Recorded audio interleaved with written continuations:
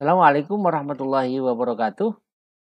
Sahabat-sahabat semua, kali ini kita akan belajar tentang bagaimana menggunakan aplikasi untuk membantu kita dalam melakukan literatur review atau analisis satu artikel.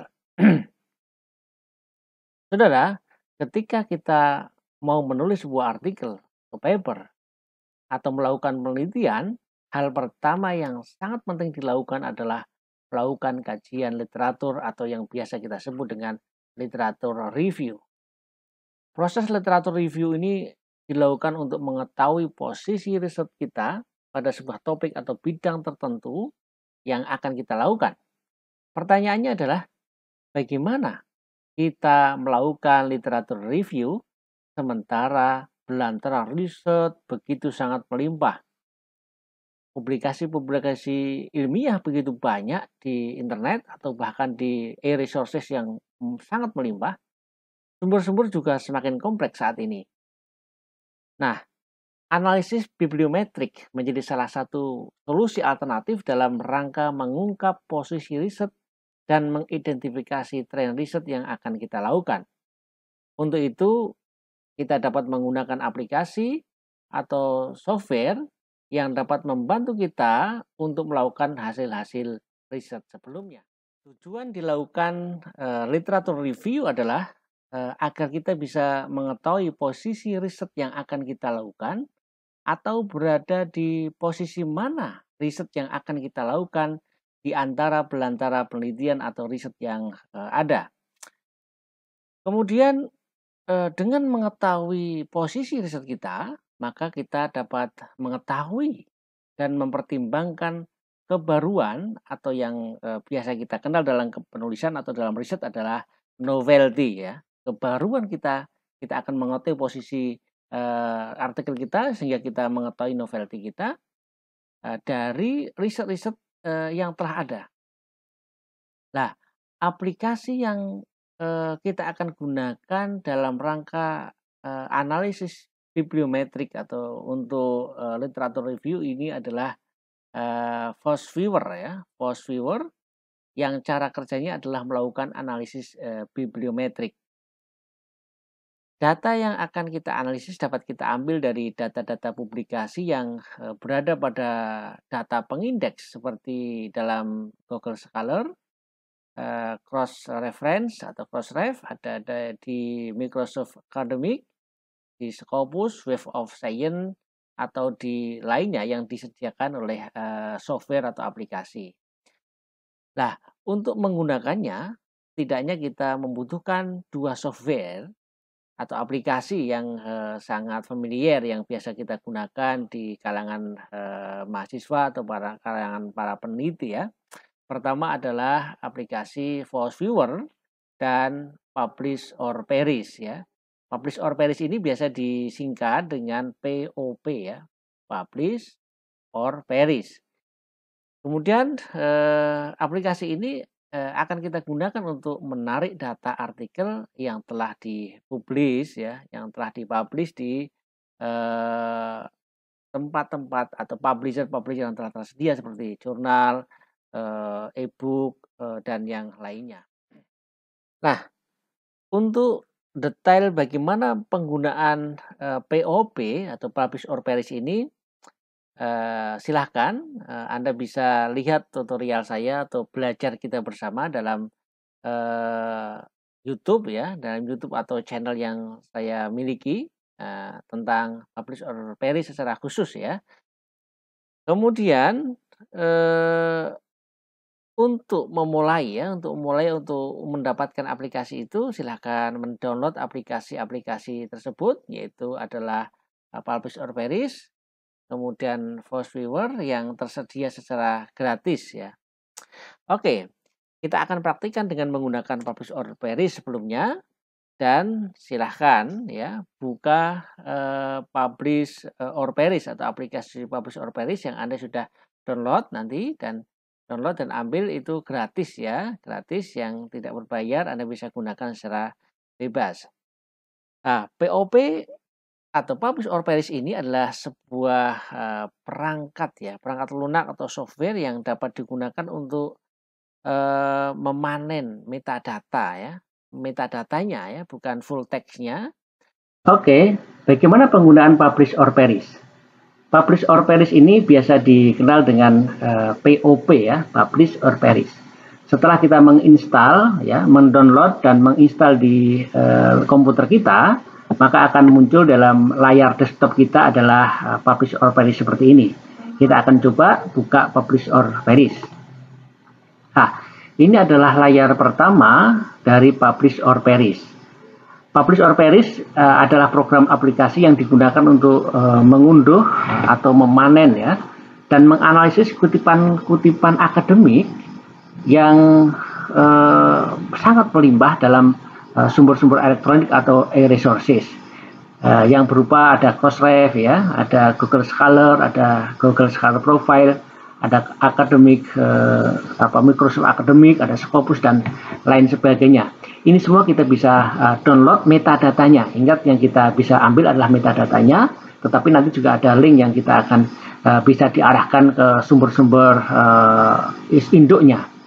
Nah, saya akan coba mereview sedikit apa isi bagian-bagian dan isi bagian-bagian dalam publish or perish ini. Setelah kita buka publish or perish, maka akan muncul layar pertama seperti ini ya. Ini adalah bagian-bagian dari publish or perish. Sebagaimana software-software yang lainnya, di bagian-bagian dari publish or perish ini, pertama di sini ini adalah main menu ya. Menu-menu utama, di sini ada file yang kita bisa lihat, di sini ada export, ada save untuk menyimpan, kemudian ada menu-menu yang lain, ada import, export, dan exit. Kemudian juga ada menu edit ya, ada search untuk mencari, kemudian ada view, help. Dan ini adalah simbol-simbolnya. Simbol-simbolnya bisa teman-teman gunakan atau coba nanti. Kemudian di bagian ini ada my search. Di sini adalah apa-apa yang telah kita cari dan kita unduh, ada di sini data-datanya. Ini karena saya sudah beberapa kali mengunduh ya, jadi akan muncul seperti ini. Di sini trash adalah sampah yang kita hapus, kita hilangkan dalam dalam my search ini. Kemudian bagian yang kedua ini adalah directory ya. Ini adalah bagian directory di mana kita bisa mendownload dari sumber data mana saja. Di sini telah tersedia ya. Tersedia ada Crossref, ada Google Scholar, ada Google Scholar Profile, ada PubMed, kemudian ada Microsoft Academic, kemudian ada Scopus, ada Web of Science. Ini adalah directory di mana kita bisa mendownload dari sumber-sumber elektronik di sini yang telah disediakan. Nah, kemudian coba kita lihat, ini ada keterangan, ada bintang 1, bintang 2, dan bintang 3. Bintang 1 ini ada Crossref, ada Google Scholar, kemudian ada Google Scholar Profile, ada PubMed di sini. Dimaksudkan adalah free data source. Di sini adalah kita bisa mendownload ya, bisa mengambil metadatanya free, gratis, tanpa registrasi, tanpa membayar, gratis ya. Kemudian kalau ada bintang 2 ini kan ada Microsoft Academic, kemudian ada Scopus. Di sini free registration required. Di sini maksudnya adalah kita bebas mendownload metadata yang ada dalam Microsoft Academic dan Scopus yang disediakan, tetapi kita harus registrasi dulu, harus mendaftar dulu. Kalau nggak daftar kita nggak bisa. Berikutnya, di sini kita lihat coba ada bintang 3 di Web of Science. Nah, di sini disebutkan external subscription required ya. External subscription required ini adalah maksudnya adalah kita bisa mendownload dengan cara beregistrasi dan bayar. Jadi ini berbayar. Kalau kita tidak punya berlangganan ya, tidak berbayar, maka tidak bisa mendownload ini. Kemudian bagian yang berikutnya ya, ini ada results. Di sini adalah metric data atau metadatanya ya. Kita tahu yang kita bisa download dalam publish or perish ini adalah metadata ya. Kita tahu bahwa metadata itu apa? Meta itu ya deskripsi, bisa gambar ya. atau bisa tabel ya. Intinya adalah meta itu adalah deskripsi, kemudian data adalah sekumpulan informasi. Jadi yang kita bisa download adalah metadata atau sekumpulan informasi dari satu artikel-artikel akademik ya yang tersimpan dalam e-resource yang telah disediakan. Nah, di metrik ini tersedia pertama adalah publication years, di mana tahun dipublikasikan, ada citasinya itu tahun citasinya berapa, tahun berapa, kemudian paper, kemudian citation, dan sampai kepada H-index, HI-index dan seterusnya, ini ada semua. Bahkan sampai kepada di sini adalah ada copy result, save result, di sini bisa mengcopy, nanti setelah itu disimpan di mana, di copy dan disimpan, ada di bagian ini telah disediakan. Kita akan coba sekarang. Ini adalah tampilan publish or perish. Saya akan lihatkan ini adalah metadata yang pernah saya download. Kita akan coba lihat. Nah, ini banyak sekali. Kita lihat di sini ada citasinya berapa, per tahun berapa, rankingnya berapa. Kemudian ini ada author itu penulis ya, pengarang atau penulisnya siapa. Title ini adalah judulnya, kemudian tahun berapa, publication ya. Dipublikasikan di mana, ini publicationnya, kemudian publisher ini adalah pempublikasi ya, seperti jurnal apa atau repository mana ya. Kemudian di sini ada typenya atau tipenya bisa atau PDF atau citation atau yang lainnya. Oke, coba kita akan lihat salah satu kita akan lihat ya. Oke, kita coba salah satu. Di sini ada tulisan saya ya. Ini menunjukkan adalah citation telah disitasi, dikutip 45 kali ya. Rankingnya 13, penulisnya saya, judulnya adalah Peace Education dan Deradikalisasi Agama. Publicationnya Jurnal Pendidikan Islam, publishernya e-Jurnal Unsuka ACID. Coba kita akan lihat. Nah, setelah kita klik di metadata, ingat bahwa POP adalah menampilkan metadatanya. Setelah kita klik di salah satu judulnya tadi, kita akan diarahkan ya. Kita akan diarahkan pada publisher ya. Ini diarahkan pada publishernya atau publikasinya di mana. Ini publikasinya di Peace Education dan Deradikalisasi Agama. Ini adalah abstraknya. Kemudian kita juga bisa kalau di publisher itu tersedia PDF, kita juga akan bisa mendownload PDF-nya. Ini PDF-nya coba kita akan download di tampilan ini ya, di e-jurnalnya ini. Nah, ini kita diarahkan bisa mendownload jurnalnya ya. Sebenarnya kita bisa kita download. Nah, ini tinggal download saja, sebenarnya bisa di-download. Peace Education dan Deradikalisasi Agama Imam Mahali, bahkan audio ini adalah PDF fullnya. Oke, selain itu ya, atau kemudian kita bisa simpan, dan kita juga bisa simpan melalui manajemen reference ya. Kebetulan saya menggunakan manajemen reference ini EndNote ya. EndNote nanti bisa kita simpan di locker ini, kemudian kita bisa gunakan untuk menulis ya. Kita nanti bisa gunakan untuk tambahan-tambahan referensi begitu di manajemen reference sebagai library dalam laptop kita. Oke, kita coba yang lainnya. Oke, kita lihat yang ini. Citasinya 1 ya, per tahun, kemudian rankingnya ada 9, ini tulisan saya Imam Mahali, Agus Wibowo dan teman-teman. Titlenya adalah From Teacher to Student Creativity. Seterusnya dipublikasikan di Google Education, publishernya Taylor and Francis. Kita coba klik salah satu di sini, baru di sini kita akan lihat. Nah, kita akan diarahkan kepada sumber metadata itu ya, sumber metadata. Ini di Taylor and Francis ya.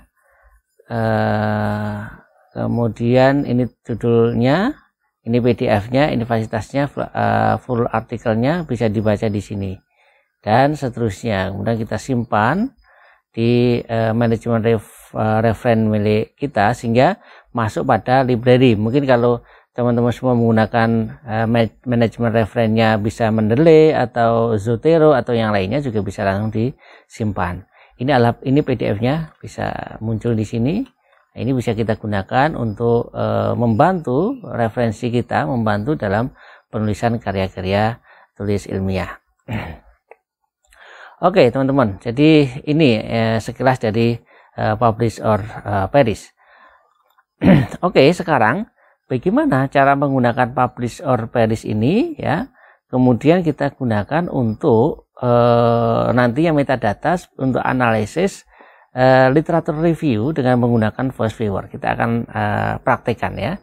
Oke, kita akan gunakan ya, kita akan gunakan salah satu dari direktori ini. Salah satu dari direktori ini coba kita pakai Google Scholar ya. Di sini ada author, ada publication name, ada title word, ada keyword ya. Kalau di Google Scholar ini maksimum ya, maksimum dia akan mengunduh, akan memanen metadata itu 1000 ya. Tapi kalau Crossref itu 200 ya. Nanti bisa dicoba-coba saja. Kita akan coba title-nya kita akan tulis di sini dalam bahasa Indonesia saja adalah pengembangan, misalnya pengembangan kurikulum. Oke ya. Kemudian publikasinya, oke, saya fokuskan ke jurnal aja, jurnal ya, atau jurnal. Oke, biar tidak lama, coba saya akan 200 saja. Kemudian kita tinggal klik di sini, kita tunggu ya, kita tunggu, dia akan mencari. Semakin banyak maksimum number yang kita cari, maka semakin lama ya. Nah, ini coba aja, ini ada 200 ya. Kita coba progresivitasnya. Kita sudah menemukan di sini ada 642. Kita lihat di sini. Oke. Nah, sudah selesai ya. Setelah saya ngurus cepat sekali. Tahun 2000. Wow, tadi tidak kita sebutkan tahunnya ya. Sebenarnya tahunnya kita bisa cari di sini. Misalnya tahun ini tadi tidak kita taruh tahun berapa, tapi bisa kita misalnya tahun 2010 sampai 2021 ya. Kita mulai, kita tunggu ada berapa artikel. Oke, papernya ada Indonesia Publications, citation. Oke. Nah, ini sudah mendapatkan paper 104 ya, 104. Ada 104 publikasi. Oke, kita ini adalah kemudian kita setelah ini bagaimana kita akan simpan ya. Di sini ada copy result dan save result. Kita coba kita save result. Ya, kita save result di sini. Di sini ada tampilan ya. Ada di sini BibTeX, CSV, EndNote dan seterusnya. Ingat nanti dalam voice viewer dan yang dibaca dalam manajemen referen itu adalah result as RIS garis miring referensi manager. Jadi kita gunakan ekstensi penyimpanan metadatanya menggunakan ini. Klik di sini. Oke, klik sini. Kemudian kita akan diarahkan di sini. Kita tulis namanya seperti biasa kita dalam aplikasi-aplikasi lain itu. Latihan misalnya, latihan pengembangan kurikulum. Oke, kita simpan, ada literatur review ya, save. Nah, sudah tersimpan itu. Nah, nanti kita setelah ini kita akan gunakan ya, setelah ini kita akan gunakan voice viewers untuk melihat atau menganalisis literature review. Oke, sekarang kita akan gunakan metadata yang telah kita panen dari POP, publish or perish, kita olah dalam aplikasi Force Viewer. Setelah kita mendownload dan menginstal aplikasi Force Viewer, maka dalam layar desktop kita akan muncul seperti ini dan kita akan buka coba Force Viewer. Ini adalah proses membuka Force Viewer, kita tunggu. Oke, ini adalah tampilan awal dari Force Viewer. Ini adalah tampilan jendela kerja.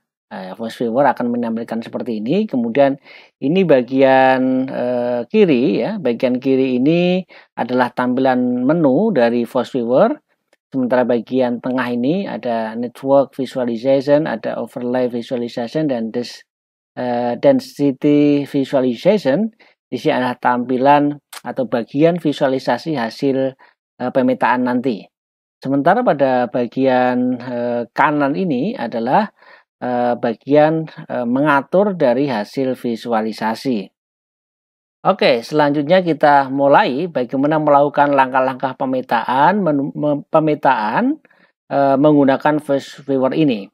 Pertama, kita klik di sini di bagian kiri ada Create ya, kita klik Create ya. Pada tampilan Create ini ada 3 pilihan. Pertama adalah ada Create Map Based on Network Data. Pada bagian ini pemetaan data berdasarkan pada data-data yang telah kita simpan sebelumnya. Artinya kalau kita belum memiliki data yang telah tersimpan di Force Viewer, kita belum bisa menggunakan data itu untuk digunakan sebagai analisis. Kemudian yang kedua di sini ada pernyataan create a map based on bibliographic data. Pada bagian ini pemetaan data digunakan melalui penggunaan atau proses pemetaan data menggunakan data-data bibliografik. Jadi data-data yang telah ada kemudian diolah dengan citation dengan menggunakan citasi ya, kutipan bibliografik, bisa dengan judul ya. Kemudian authors, penulis, atau dengan menggunakan authorship. Ya. Kemudian pada pilihan ketiga ini adalah create a map based on text data. Jadi kita memintakan data berdasarkan pada teks-teks data ya, teks-teks data yang kita miliki ya. Oke, karena kita belum memiliki data sebelumnya dan juga tidak memiliki atau memintakan berdasarkan bibliographic data, kita pilih yang create a map based on text data ya, kita klik next. Nah, di dalam tampilan next ini kita dihadapkan pada 4 pilihan. Pertama adalah read data from Force Viewer files. Ini adalah Force Viewer ini akan membaca data-data yang ada dalam Force Viewer. Kemudian yang kedua ada read data from bibliographic data file. Sama, ini juga Force Viewer. Nanti kalau klik yang ini, dia akan membaca data-data ya, data-data dari bibliographic data yang telah tersedia. Kemudian yang ketiga di sini ada read data from reference manager file, yaitu adalah Force Viewer akan membaca data-data yang kita miliki, metadata yang dimiliki dalam tipe-tipe RIS, EndNote atau Ref Manager atau Ref Work ya, Ref Work. Kemudian yang keempat adalah download data through API. Ini adalah data di sini. Kalau kita klik di sini nanti Force Viewer akan membaca pada data-data yang support yang sesuai dengan Microsoft Academic, Crossref, Europe, PMC dan seterusnya. Nah, karena data kita yang kita unduh melalui POP, Publish or Perish itu adalah read data from Reference Manager, yaitu datanya berbentuk RIS. Ingat, data extension RIS ini yang bisa dibaca oleh manager atau referensi manager. Kita klik yang di sini, oke, klik ya. Kemudian kita klik next. Oke, di dalam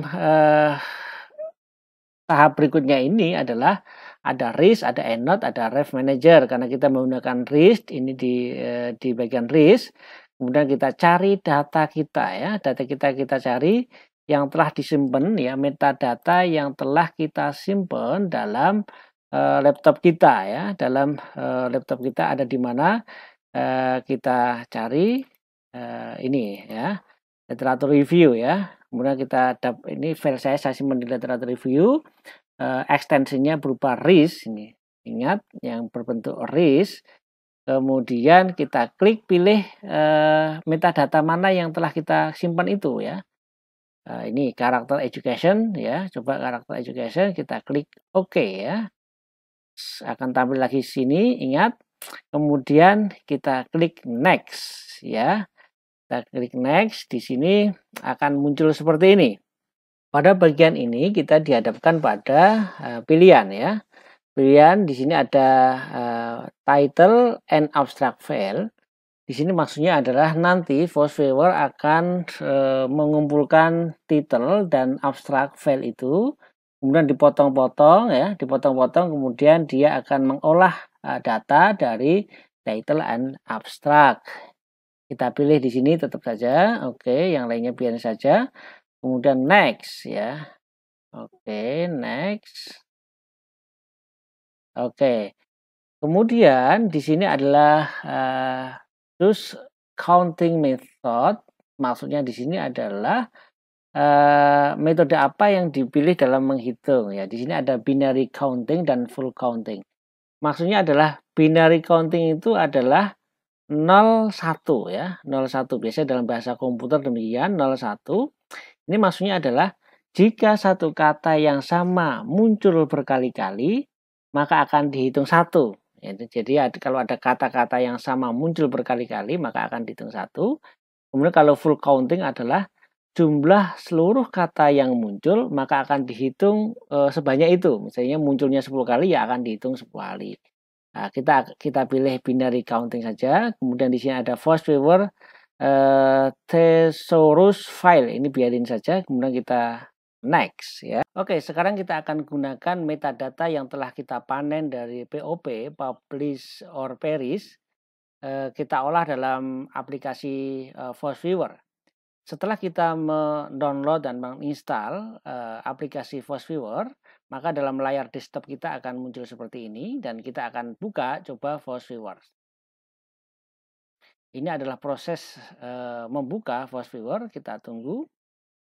Oke, ini adalah tampilan awal dari VoiceViewer. Ini adalah tampilan jendela kerja. VoiceViewer akan menampilkan seperti ini. Kemudian ini bagian kiri ya. Bagian kiri ini adalah tampilan menu dari VoiceViewer. Sementara bagian tengah ini ada network visualization, ada overlay visualization, dan density visualization. Di sini adalah tampilan atau bagian visualisasi hasil pemetaan nanti. Sementara pada bagian kanan ini adalah bagian mengatur dari hasil visualisasi. Oke, selanjutnya kita mulai bagaimana melakukan langkah-langkah pemetaan menggunakan VoiceViewer ini. Pertama, kita klik di sini, di bagian kiri ada create ya, kita klik create ya. Pada tampilan create ini ada 3 pilihan ya, ada 3 pilihan. Pada bagian ini kita muncul ya, kita dihadapkan pada 3 poin ya, 3 hal. Pertama adalah ada create map based on network data. Pada bagian ini pemetaan data berdasarkan pada data-data yang telah kita simpan sebelumnya. Artinya kalau kita belum memiliki data yang telah tersimpan di VoiceViewer, kita belum bisa menggunakan data itu untuk digunakan sebagai analisis. Kemudian yang kedua di sini ada pernyataan create a map based on bibliographic data. Pada bagian ini pemetaan data digunakan melalui penggunaan atau proses pemetaan data menggunakan data-data bibliografik. Jadi data-data yang telah ada kemudian diolah dengan citation, dengan menggunakan citasi ya, kutipan. bibliographic, bisa dengan judul ya, kemudian author, penulis, atau dengan menggunakan co-authorship.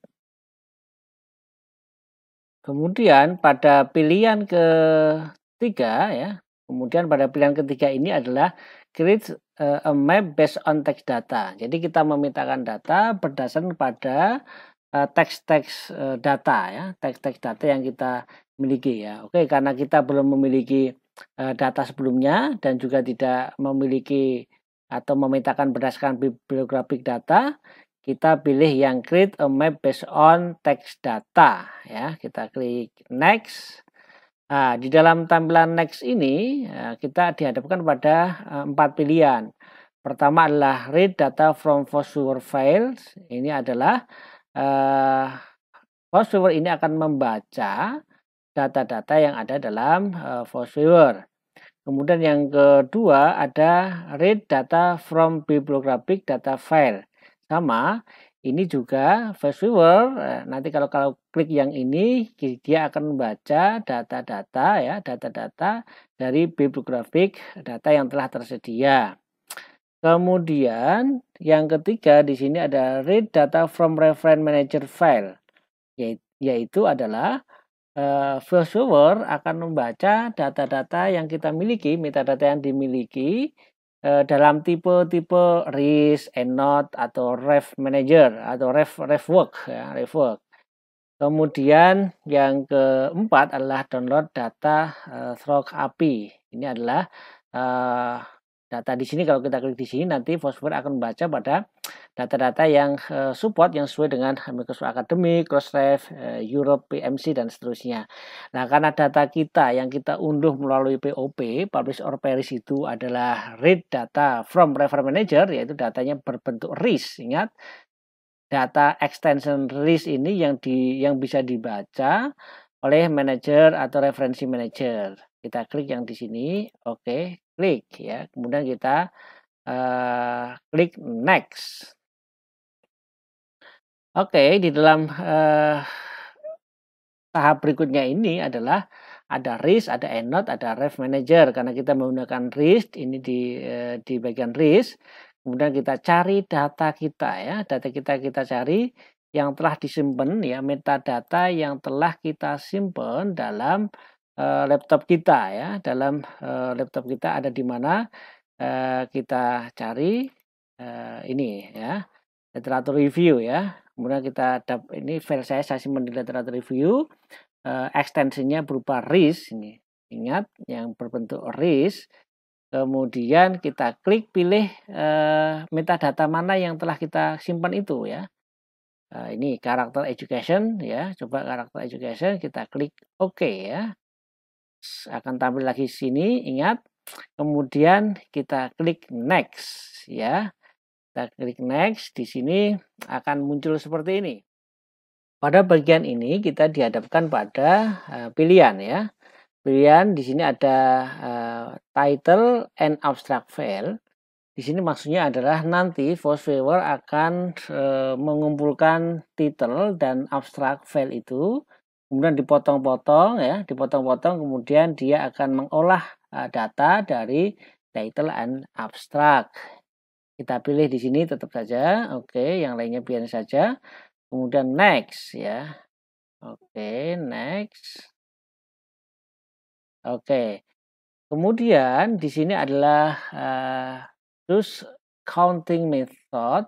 Maksudnya di sini adalah metode apa yang dipilih dalam menghitung ya. Di sini ada binary counting dan full counting. Nah, maksudnya adalah binary counting itu adalah 01 ya, 01. Biasanya dalam bahasa komputer demikian, 01.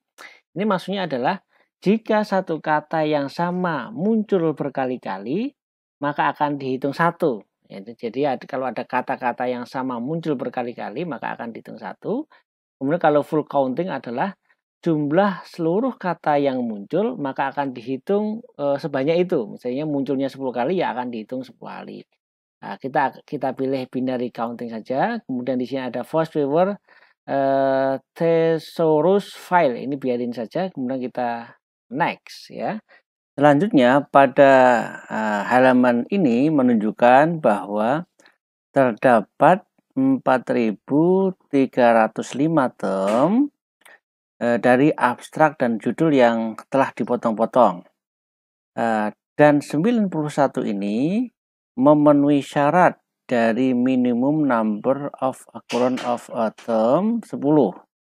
Ya. Jadi dari 4.305 yang minimal muncul 10 kali itu ada 91. Ya, saya ulangi lagi. Jadi dari 4.305 yang minimal muncul 10 kali itu ada 91. Oke. Saya akan menganalisis yang muncul minimal 5 kali saja.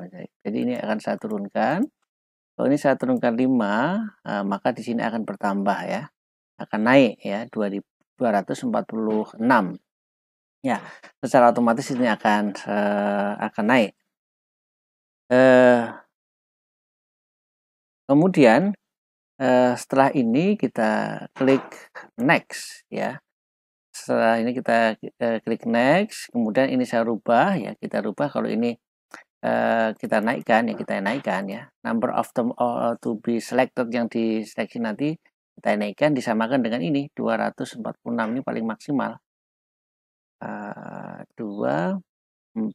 Oke. Udah nggak bisa kalau ini diturunkan bisa tapi dinaikkan nggak bisa karena udah maksimal. Oke, setelah itu kita klik next. Oke, kita akhirnya akan muncul seperti ini. Kemudian pada halaman ini ya, setelah kita next maka akan muncul halaman ini. Verify selected term. Di sini ada beberapa kata atau istilah yang muncul di titel dan abstrak ya. Abstrak dan titel setelah dipotong-potong itu akan muncul beberapa kata seperti ini. Kata-kata ini kita bisa seleksi ya. Kita bisa seleksi, kita bisa buang ataupun kita pakai jika tidak berhubungan dengan riset atau tema riset yang kita lakukan. Contoh misalnya di sini middle kita hilangkan, China kita hilangkan misalnya. Kemudian author. Ini terserah Anda ya, nanti yang paling tahu mana yang relevan dan memiliki hubungan ya. Yang memiliki hubungan dengan tema riset, tema penelitian Anda adalah ya kita sendiri, peneliti sendiri. Bagaimana cara membaca tabel ini? Ya, ini cara membacanya adalah setelah kita mengunduh dan memanen metadata di Publish or Perish, sebelumnya kita akan mengunduh artikel dan atau paper ya di Publish or Perish. Bisa saja 200, 300 atau 1000 sesuai dengan kebutuhan kita mau berapa. Nah, kemudian setelah diolah di Force Viewer, maka akan muncul potongan-potongan abstrak dan judul seperti ini. Nah, cara membacanya adalah seperti ini. Kata-kata Islamic, misalnya di sini ya, kata-kata Islamic Character Education, ini kata ini muncul sebanyak 6 kali ya. Islamic Character Education dari paper yang telah kita unduh dan kita masukkan dalam Force Viewer.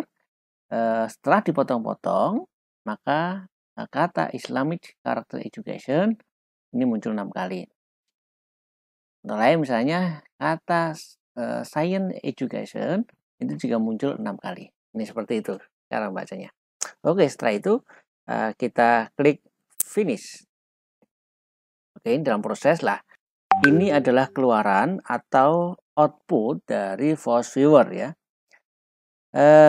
Program ini ya, munculan ini, tampilan ini, output ini bisa digunakan sebagai pertimbangan dalam melakukan systematic literature review untuk memetakan, untuk mengetahui state of the art dari riset yang akan kita lakukan. Coba kita lihat misalnya. Jadi di kasus ini aja ada karakter education ini akan muncul highlight ya, garis-garis tebal ini. Nah, ini menunjukkan bahwa karakter education berhubungan dengan ini ada karakter education value. Karakter education juga berhubungan dengan misalnya di sini ada Aristotelian karakter education, juga berhubungan dengan early childhood education, berhubungan dengan di sini school elementary school ya, atau elementary school ya, di sini berhubungan dan seterusnya. Teman-teman nanti bisa lihat sendiri, coba dilihat karakter education program dengan implementation dan seterusnya, ini berhubungan berjejaring dengan mana saja, kita bisa lihat dipetakan. Ini mungkin akan sangat sulit jika kita gunakan secara manual ya, tidak menggunakan aplikasi seperti ini. Oke, kita kemudian amati dalam output tampilan keluaran dari Publish or Perish ini ya. Di sini misalnya kita klik juga karakter education ya, di bawah kita lihat muncul cluster, link, dan total link strength. Oke, kalau kita lihat keseluruhannya bahwa ini itemnya ada 218 item ya, tulisan karakter ini atau item-itemnya ini ya, item dalam karakter education ini ada 218. Nah, kemudian cluster ya, clusternya itu ada 8. Jadi kalau kita lihat dalam tampilan visualisasi Publish or Perish ini, di sini ada muncul warna-warna. Warnanya kalau dihitung ini jumlahnya ada 8. Nah, 8 warna ini menunjukkan klaster-klasternya. Ada klaster hijau ya, biru, merah, pink ya, kuning, dan seterusnya, itu ada 8 warna. Kemudian linknya ini terdiri dari 5.435 link. Ini link kalau dihitung ya, linknya ada 5.435. Kemudian total linknya berapa? Total linknya adalah 12.812 total link ini. Kemudian kita lihat di sini ada overlay visualization. Kita klik di sini. Nah, pada visualisasi ini menunjukkan tahun ya, tahun kapan dilakukan penelitian ini. Nah, di sini ada keterangannya, kuning di sini. Kuning sini adalah menunjukkan bahwa ya, kalau kuning di sini ada link kuning ini, jejaring kuning menunjukkan bahwa tahun termuda ya, terbaru riset dilakukan. Semakin tua itu semakin lama. Ini penelitian yang kita lakukan ya, yang kita ambil ya, penelitian yang kita ambil data metadatanya ini adalah dilakukan antara tahun 2016 sampai tahun 2019. Misalnya di sini ada kata-kata learning, ini kuning ya. Learning ini kemungkinan dilakukan pada tahun, atau di sini menunjukkan dilakukan pada tahun 2019. Learning ini ya, karakter education dalam pembelajaran ya, kemungkinan begitu. Ini berhubungan dengan mathematics integration, kemudian ada teaching material high school ya, ini sangat berhubungan. Bahkan tentang pandemik ini ya, tentang pandemik ini warnanya kuning ya, warna kuning di sini COVID dan pandemik ini, pendidikan karakter di masa pandemik ya, kemungkinan begitu judulnya atau hasil risetnya dilakukan terbaru yaitu pada tahun 2019 di kuning ini. Oke, kemudian kita coba lihat density visualization. Kita klik di sini. Oke ya. Pada tampilan ini menunjukkan bahwa kata atau kalimat yang bertuliskan tebal ya, di sini ada warna kuning ini yang dekat dengan warna kuning, di antara warna kuning di sini yang bertulisan tebal ini menunjukkan perhatian orang terhadap tema ini banyak ya, dari artikel-artikel yang telah kita unduh dalam Publish or Perish dan kita olah dalam Visual. Nah, semakin tebal dan semakin kuning ya, cerah di sini menunjukkan bahwa perhatiannya sudah semakin banyak. Nah, semakin jauh dan semakin gelap warnanya, ya, warna biru gelap ini menunjukkan bahwa perhatian tema terkait dengan hal ini belum banyak diteliti oleh para peneliti.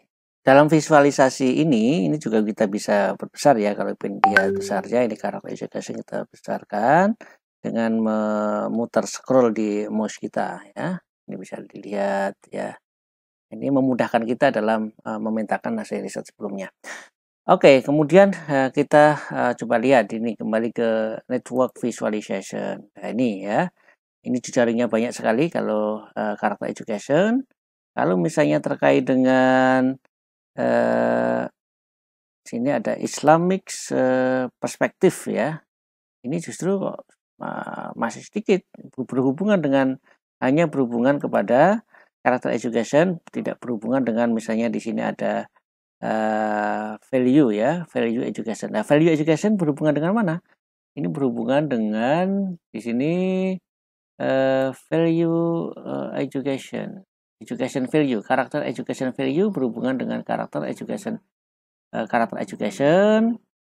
dengan research, implementation dan karakter education, dan ini bisa dilihat-lihat nanti ya.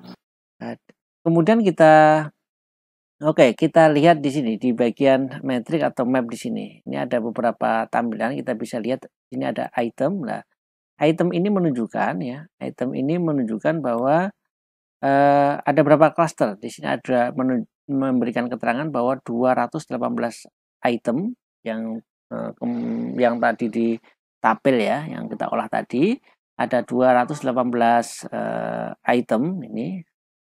Kemudian ada 8 cluster ya. 8 cluster itu apa saja? Nah, cluster pertama ini ada 41 item, ada ability, ada achievement, ada approach, character development dan seterusnya ya. Kita kemudian lihat ada cluster 2, ini ada 40 item. Nah, ya. Aristotelian character education dan seterusnya. Nah, cluster 3 gimana? Cluster 3 ada 33 item dan seterusnya yang teman-teman bisa lihat sendiri nanti dilihat. Ini menunjukkan klaster-klasternya. Klasternya ada berapa? Ada 8 ya. 8 itu ditunjukkan dengan warna. Kalau teman-teman hitung warnanya ada 8. Oke, kemudian kita lihat di analisis juga demikian. Teman-teman nanti bisa coba dipraktekkan ya sendiri. Kemudian bagaimana cara menyimpannya? Nah, cara menyimpannya gampang saja. Setelah visualisasi ini kita dapatkan, kita akan menyimpan visualisasi ini. Di sini ada ya, screenshot ya. Klik di sini, ini ada save ya, ada print, ada copy to clipboard, ada option lain. Misalnya kita simpan. Nah, kita akan muncul seperti ini, kita arahkan, kita akan simpan di mana? Misalnya di literatur review ini. Nah, seperti biasanya, kita kasih nama di sini. Kita kasih nama misalnya map karakter ya. Karakter. Nah, gitu ya. Ini kita simpannya kita pilih di bentuk PDF, PNG. Nah, ini pilihan-pilihan extensionnya. Kita coba menggunakan PNG ya. PNG kita save. Nah, sudah akan tersimpan dan bisa dibuka nanti di file yang telah kita simpan. Oke, adik-adik semua, ini adalah penggunaan publish or perish dan force viewer dalam rangka memetakan hasil riset kita. Dan ini memudahkan kita memetakan, bikin mapping ya, penelitian sebelumnya, sehingga kita bisa menentukan riset-riset mana yang belum banyak dilakukan. Dalam bahasa lain kita menggunakan systematic literatur review. Kita bisa bayangkan kalau kita melakukan literatur review dengan cara manual, ya, dengan mendownload satu-satu artikel yang ada di e-resources atau di internet itu, kemudian kita kumpulkan, kemudian kita tentukan kata kunci yang sesuai, kita potong-potong, kita coding ya, kemudian kita collecting. Berapa lama ya waktu yang kita butuhkan atau tenaga yang kita keluarkan, tentu banyak sekali ya. bahkan biaya yang kita keluarkan tentu akan banyak sekali ya. Dengan alat ini menjadi pertimbangan kita dalam melakukan memetakan hasil-hasil riset sebelumnya, sehingga kita menemukan kebaruan penelitian atau kita dapat menentukan state of the art ya.